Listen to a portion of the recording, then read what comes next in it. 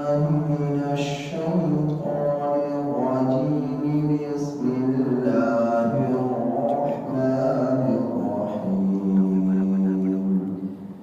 وقضينا إلى بني إسرائيل في الكتاب لتفسدن في الأرض مرتين ولتعلن علوا كبيرا فإذا جاء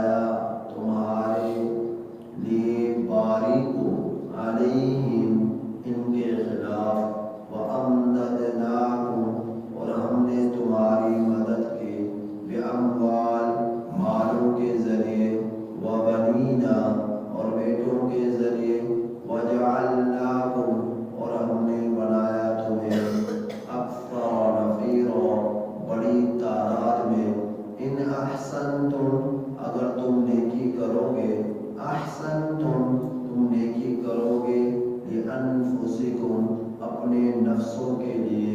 اپنی جانوں کے لیے، وَإِنْ أَسَأْتُمْ اور اگر تم برائی کرو گے، فَلَهَا تو ان نفسوں کے لیے ہی ہوگی۔ فَإِذَا جَاءَ وَعْدُ الْآخِرَةِ پھر جب آیا دوسری شرارت کا وعدہ، لِيَسُوءُوا تاکہ وہ بگاڑ دے، وجوہکم تمہارے چہروں کو، وَلِيَدْخُلُوا الْمَسْجِدَ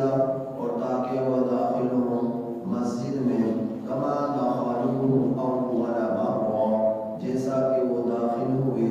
مسجد میں پہلی مرتبہ، وَلِيُتَبِّرُوا اور تاکہ وہ ہلاک کریں، ما علوا تتبیرا اس چیز کو کہ جو ہلاک جیسا کہ ہلاک کیا پہلے، عسیٰ ربکم کما دخلوہ اول مرہ جیسا کہ وہ داخل ہوئے مسجد میں پہلی مرتبہ، وَلِيُتَبِّرُوا مَا عَلَوْا تَتْبِيرًا اور تاکہ وہ ہلاک کریں، ہلاک کر دینا، عسیٰ ربکم امید ہے تمہارا رب، ان یرحمکم یہ کہ تم پر رحم فرمائے، وَإِنْ عُدْتُمْ عُدْنَا اور اگر تم زیادتی کرو گے، عدنا ہم سزا دیں گے، اور اگر تم زیادتی کرو گے، دشمنی کرو گے، عدنا ہم سزا دیں گے، وَجَعَلْنَا جَهَنَّمَ اور ہم نے بنایا جہنم کو، لِلْكَافِرِينَ کافروں کے لیے، حَصِيرًا قید خانہ۔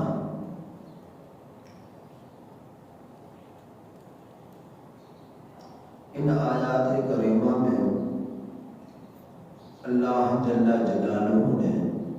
دو واقعات بیان کیے ہیں۔ ان دو واقعات سے پہلے آپ اس بات کو سمجھیے گا، اللہ جل جلالہ نے بنی اسرائیل پر اپنی بے شمار نعمتوں کی برسات فرمائی۔ اس سے پہلے یہ بات تو سن چکے تھے کہ بنی اسرائیل سب کی سب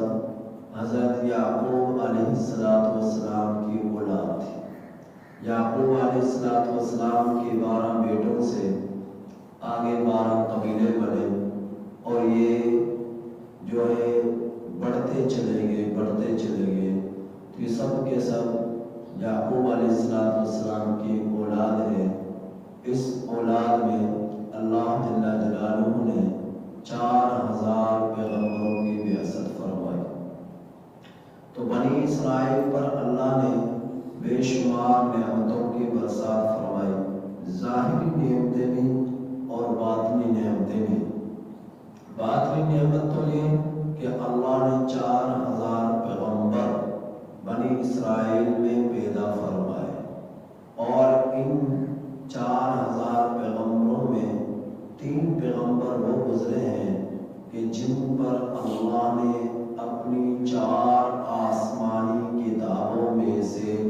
3 کتابیں نازل فرمائیں۔ حضرت موسیٰ کلیم اللہ علیہ السلام کو تورات عطا فرمائی، حضرت داؤد علیہ السلام کو زبور عطا فرمائی، حضرت عیسیٰ علیہ السلام کو انجیل عطا فرمائی۔ تو 4 بڑی آسمانی کتابوں میں سے 3 کتابیں بنی اسرائیل میں پیغمبروں پر نازل فرمائی، اور قرآن مجید محمد مصطفیٰ صلی اللہ علیہ وسلم پر نازل فرمایا۔ تو باطنی نعمتوں کی بھرپور برسات ہوئی، اور ظاہری نعمتیں بھی اللہ پاک نے ان لوگوں پر اتاری۔ ظاہری نعمتیں کیا کہ جس وقت فرعون کے تسلط سے اللہ نے آزاد کرایا اور فرعون غرق ہو گیا اپنی قوم سمیت، تو بنی اسرائیل سب کے سب وادی تیہ میں جا پہنچے۔ وادی تیہ آج کل اس کو وادی سینائی تقریباً اس کی چوڑائی 24,000 میل ہے اور اس کی لمبائی 36,000 میل ہے اور سطح سمندر سے اس کی بلندی 5,000 فٹ ہے۔ چوڑائی 24,000 میل، لمبائی 36,000 اور سطح سمندر سے اس کی بلندی 5,000 فٹ ہے۔ یہ وادی تیم، یہ وادی تیم جو ہے اس کو وادی سینائی بھی کہا جاتا ہے۔ اس کا کچھ حصہ مصر کے پاس ہے اور اس کا وہ حصہ جو فوجی اہمیت کا حامل ہے وہ اسرائیل کے پاس ہے، یہودیوں کا اس پر قبضہ ہے۔ تو یہ یہاں پہنچے، حضرت موسیٰ کلیم اللہ علیہ السلام کو اللہ نے حکم دیا قوم عمالقہ کے خلاف جہاد کرنے کا۔ حضرت موسیٰ علیہ السلام نے ان سے کہا کہ بھئی قوم عمالقہ سے جہاد کرنا ہے، تو اس قوم نے انکار کر دیا جہاد کرنے سے۔ تو 40 سال تک 40 سنہ یہ لوگ اس وادی سینائی میں، وادی تیم میں بھٹکتے رہے۔ اس عذاب کے سزا کے باوجود اللہ نے ان پر نعمتوں کی برسات فرمائی۔ جب یہ وادی تیم میں آئے، جہاد کا انکار کیا، ان کے پاس پینے کے لیے پانی نہیں، کھانے کے لیے پیٹ بھرنے کے لیے کھانا نہیں، سائے کے لیے پاسبان نہیں، تو ان اللہ جل جلالہ جب سورج کو طلوع فرماتے تو ایک بادل کی ٹکڑی ان کے اوپر ہر وقت رہتی، جو سورج اور ان کے درمیان حائل ہوتی کہ سورج کی روشنی ان لوگوں پر پڑتی نہیں، یہ بیٹھتے تو وہ رک جاتے، یہ چلتے تو وہ چلنا شروع ہو جاتے، ہر وقت ان کے اوپر سایہ رہتا تاکہ گرمی کی شدت سے لوگ تنگی میں نہ پڑ جائے۔ اور پانی نہیں تھا، حضرت موسیٰ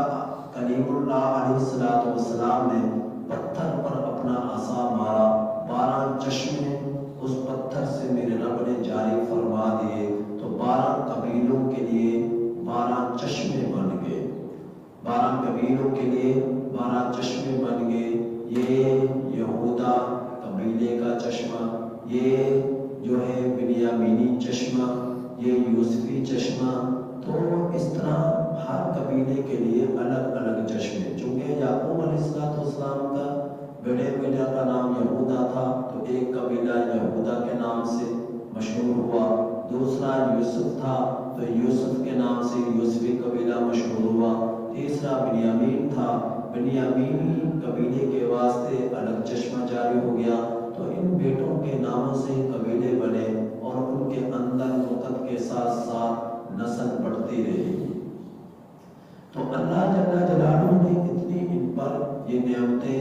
ظاہری طور پر ان پر برسائی۔ انہوں نے قوم عمالقہ کے خلاف جہاد کرنا تھا جو بڑے ہی قد آور تھے اور جنگجو تھے، اللہ نے حکم دیا ان کے خلاف جہاد کرنا ہے، تو انہوں نے انکار کر دیا قوم عمالقہ کے خلاف جہاد کرنے سے۔ تو عمالقہ عملیق کے اس کا سردار تھا، تو اس کی نسبت سے اس قوم کا نام عمالقہ پڑ گیا،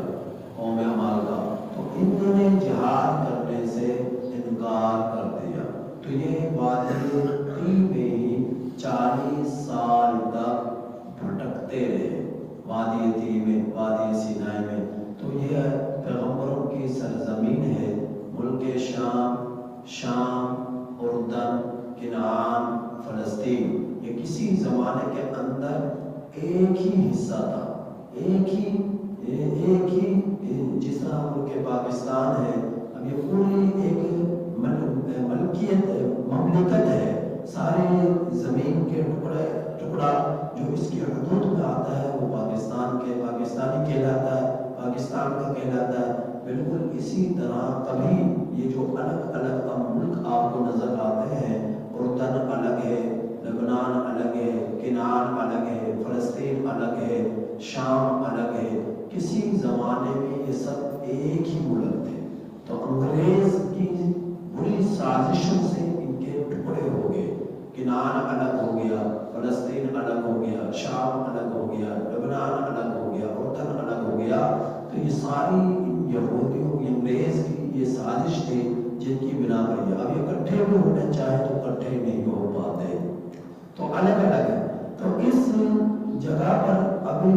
اسی فلسطین کا حصے میں ساتھ ہی ٹکراتی ہے یہ سرزمین، اردن کے، فلسطین کے، کنعان کے یہ وادی تھی جس کا کچھ حصہ اب اسرائیل کے پاس ہے، جو فوجی اہمیت کا حامل ہے وہ اسرائیل کے پاس ہے۔ تو یہاں پر یہ آئے تو انہوں نے جو یہ وہ زمین ہے جہاں پر یہ جو بنی اسرائیل بھٹکتے رہے 40 سال، جب جہاد کا حکم ہوا تو انہوں نے یہ کہا اذهب انت وربك فقاتلا انا هاهنا قاعدون، ہم تو یہیں پر، کیونکہ اللہ نے آسمان سے کھانا بھی اتارا، ان کے لیے کھیر اترتے، ان کے لیے بٹیر اترتے، ان کے لیے پانی اللہ نے چشمہ جاری کر دیا، تو کھانے پینے کے لیے وافر مقدار میں چیزیں ہوتی، اب یہ کھیر کھانے والے، اب یہ بٹیر کھانے والے گستاخانہ جواب اللہ کے نبی کو دیتے ہیں، کیا دیتے ہیں؟ اذهب انت وربك فقاتلا انا هاهنا قاعدون، آپ جائیں، آپ کا رب جائے، آپ جا کر لڑو، ہم تو یہیں پر بیٹھے۔ یہ انہوں نے جواب دیا، مستاخانہ جواب، یہ اسی جگہ پر بھٹکتے رہے، اسی جگہ پر اللہ نے ان کو سزا کے طور پر یہیں پر ان کو بھٹکایا، اور یہ یہاں پر تنگ عذاب کی شکل میں بھٹکتے رہے 40 سال تک مسلسل۔ تو پھر ایک زمانہ آیا کہ اس زمانہ کے اندر یہ جو روم ہے، رومن، تو یہاں کا ایک بادشاہ ان پر مسلط ہوا، تو وہ نصر اس کا نام تھا، وہ ان پر مسلط ہوا، تو اس وقت جو ہے جب وہ اس نے ان پر چڑھائی کی تو اس کا یہاں پر ذکر ہے کہ وہ اللہ نے ان کی سرکشیوں کی بنا پر اس نے ان سے لڑائی کی، شرارت کی، بڑی شرارت، تو ان کی شرارتوں کی بنا پر مخت نصر نے ان پر پھر چڑھائی کی، یہ عیسائی غالباً بادشاہ تھا، تو انہوں نے آ کر چڑھائی کی، تو اس ساری جو ان کے ساتھ معاملہ ہوا، کس طرح چڑھائی کی، کیا ہوا، اللہ جل جلالہ نے اس کا ذکر قرآن مجید میں کیا۔ تو جب کوئی سرکشی بڑی کرتا ہے تو اللہ سزا بھی اس کے اعتبار سے بڑی دیتا ہے، اگر کسی کی تھوڑی سرکشی ہوتی ہے تو اللہ تھوڑی سزا دیتا ہے، بڑی سرکشی ہوتی ہے تو اللہ بڑی سزا دیتا ہے۔ تو ان کی بڑی شرارت اور بڑی سرکشیاں تھی، تو اللہ نے ان پر دشمن بھی کسی طرح بڑا ان پر مسلط کیا، بڑا دشمن ان پر مسلط کیا۔ حضرت عیسیٰ علیہ السلام کا جب زمانہ آیا، موسیٰ کلیم اللہ علیہ السلام کے پیروکاروں کو یہودی کہتے ہیں، حضرت عیسیٰ علیہ السلام بنی اسرائیل کے آخری پیغمبر ہیں، تو حضرت عیسیٰ علیہ السلام کے پیروکاروں کو نصرانی کہتے ہیں۔ حضرت عیسیٰ علیہ السلام نے جب ان لوگوں کے حضرت عیسیٰ علیہ السلام کا زمانہ آیا تو ان کے زمانے کے اندر لوگوں نے اپنے زمانے کے علماء کو، راہبوں کو اپنا جو ہے انہوں نے خدا سمجھ لیا، اور انہوں نے